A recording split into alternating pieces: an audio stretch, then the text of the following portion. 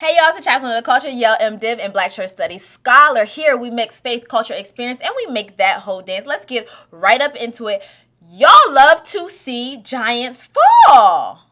This Drake and Kendrick beef all started out with bars. Then we got into some tea, and now there is a shooting outside of Drake's house. Reportedly, it was a bodyguard that got shot and injured outside of Drake's house, and we don't even know if he's going to pull through. And it's really this tweet for me. If Drake would have got shot, I would have had to leave work for real. So leave him alone. And yes, sis, because no, y'all are taking it too far. On X, formerly known as Twitter, people are speculating who did the shooting. And some people are saying The Weeknd. I guess because he's local, but he never gave, I'm trying to unalive Drake. He just gave like Drake finessed me out of some money. Other people are speculating that it's Kendrick, but Kendrick doesn't give me the vibe that he even knows people who have passports to go into Canada and do something like that. You know what I mean? Like he's giving very domestic flights. Or domestic violence. Which one? I don't know. Drake's OVO store in London was also tagged, painted, "They not like us" on the window.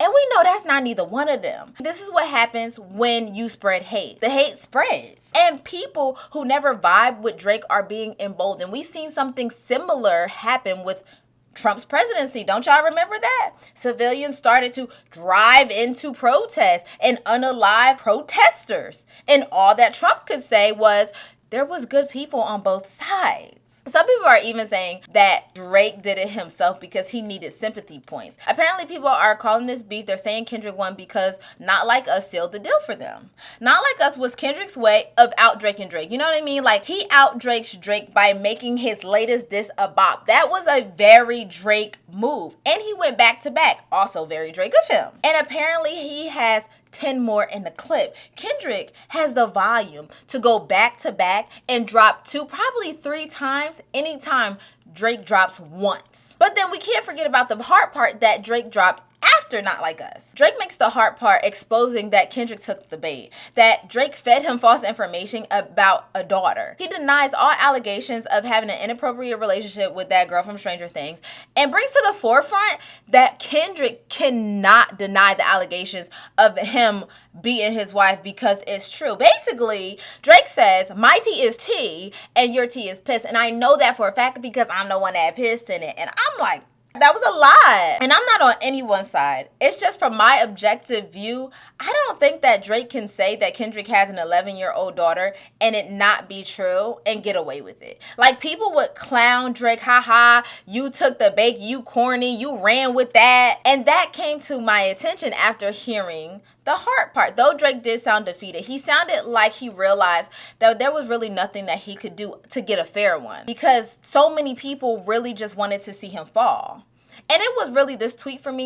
Maybe because hip-hop fans hate seeing Drake on top and would do whatever it takes to see him fall. For the Kendrick D writers, Kendrick won without even listening to Drake's diss. And it's so true. Some people are really that miserable that they just love to see giants fall. They want to witness the end of Drake. But no Drake hater gains a thing by getting whacked by Kendrick. Kendrick should actually feel disgusted in himself because he's very talented. He should feel disgusted in himself that his highest stream record is attached to Drake's name. His highest streamed in one day, I should say, is attached to Drake's name. If you wasn't Drake's son before, you're definitely his son now because Drake's name and fame gave you that. And that's just real. I'm not a Drake stan. This will all blow over if we can keep the firearms out of it. But I always ask myself, why don't folk want to tear down real giants? If Drake was to go into retirement today, haters would still be hateful, miserable, angry, ornery. If you really think it's not right that Drake can be from Canada and be on top of the rap game, then what do you think about giant fast food restaurants and especially that one coffee place